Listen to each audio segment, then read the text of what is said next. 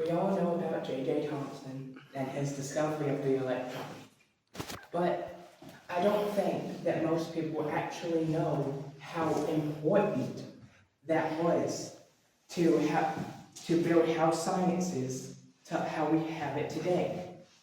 So, in these brief 5 minutes, I am going to go through an entire crash course of why this was so important for the scientific age we have now.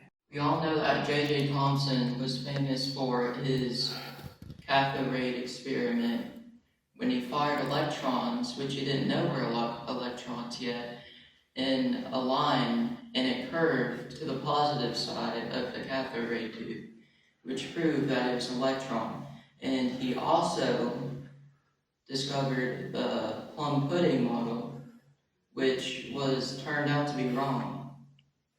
Plum pudding, more like blueberry muffin. Now, the reason why J.J. Tomson's model of the atom was wrong is because he actually had electrons and protons in the atom instead of neutrons and protons. He also had the proton as one huge field, and the electrons were inside of it, which is wrong also.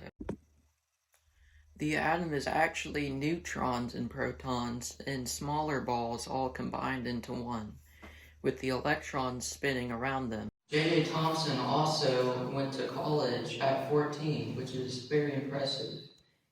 He went to Cambridge, and later he ended up teaching at college too, and he actually taught Ernest Rutherford, another famous scientist. Came up with the theory of the idea that electricity is transmitted by a tiny particle related to the atom was first forwarded in the 1830s to the 1890s. J.J. Tomson managed to estimate its magnitude by performing experiments with charged particles in gases. He also showed that cathode rays consist of electrons that conducted electricity. Thomson also concluded that electrons are a part of atoms. My man was a nerd.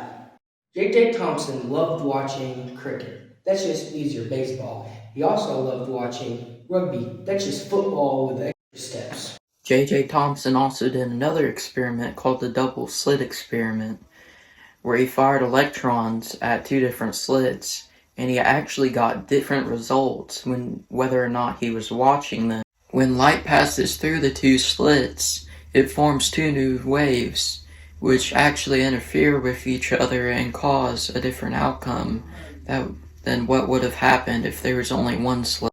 J.J. Tomson also got a Nobel Prize in physics for his work in exploring the electrical conductivity of various gases. Time for a quick guitar solo break.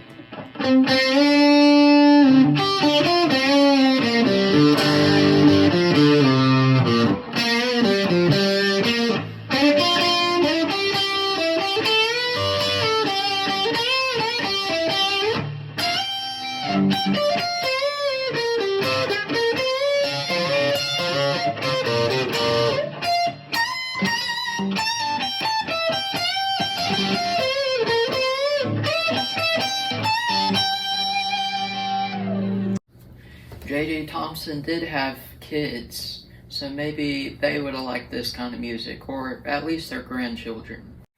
J.J. Tomson lived to be about 88 years old. He was buried at Westminster Abbey.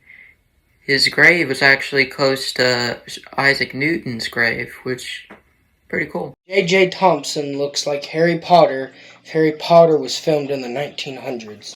So, I hope you'll enjoy our crash course about J.J. Tomson. If you have any questions, leave them in the comments, or, I don't know, go throw them in the toilet. I hope y'all enjoyed this, and we'll see you notes later. Bye. We know what J.J. Tomson is mainly famous for.